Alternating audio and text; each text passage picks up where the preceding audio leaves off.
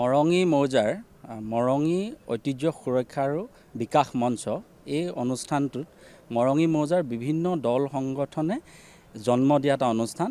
এই অনুষ্ঠানটোৰ জৰিয়তে আমি মৰঙীৰ সৰ্বাংগীন উন্নয়ন তথা ৰাজনৈতিক অধিকাৰ সুৰক্ষাৰ কাৰণে আমি কাম কৰি আহিছোঁ।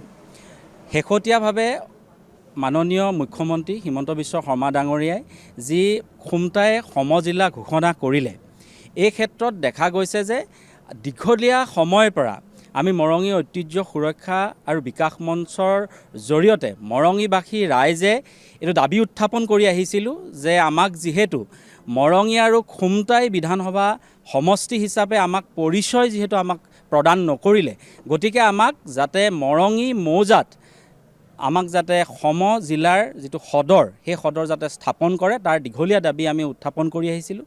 মৰঙী ৰাজহ চক্ৰৰ কাৰ্যালয়ত প্ৰায় 25 বিঘাকৈ মাটি আছে।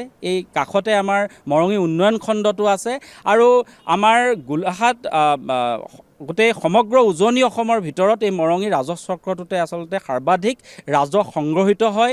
ইয়াৰ এই অঞ্চলটোলৈ প্ৰায় খুমটাই অন্য অঞ্চলৰ মানুহ ইয়াত নুমলীগড় শোধনাগাৰ হওক, বায়ু ৰিফাইনেৰী হওক, বিভিন্ন কাম কাজৰ কাৰণে সততে এই অঞ্চলটোলৈ আহি থাকে আৰু এই অঞ্চলটো তুলনামূলকভাৱে ৰাষ্ট্ৰীয় ঘাইপথো যিহেতু আছে, ইয়াত কিছু উন্নত এই অঞ্চল। এই উন্নত অঞ্চলটোৰ পৰা আমি আচলতে গ্ৰামাঞ্চলৰ ভিতৰলৈ আমি আমাৰ কাম কাজ কৰিবৰ কাৰণে যদি আমি যাব লগা হয় খুমটাই অন্য প্ৰান্তলৈ, তেতিয়াহ'লে আমাৰ যাতায়াতৰ ক্ষেত্ৰত আমাৰ মানুহৰ অসুবিধা হ'ব।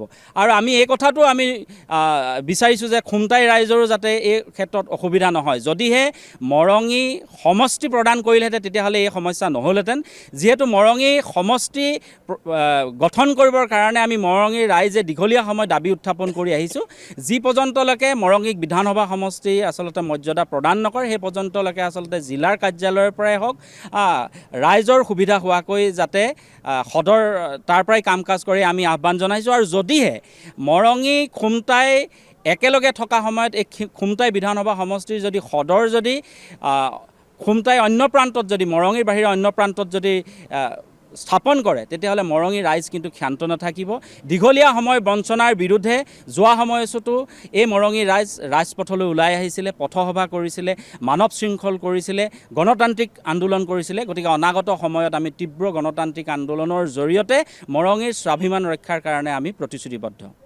যিকোনো খবৰৰ বাবে যোগাযোগ কৰক 9181 307 221 আমাৰ এই নম্বৰত।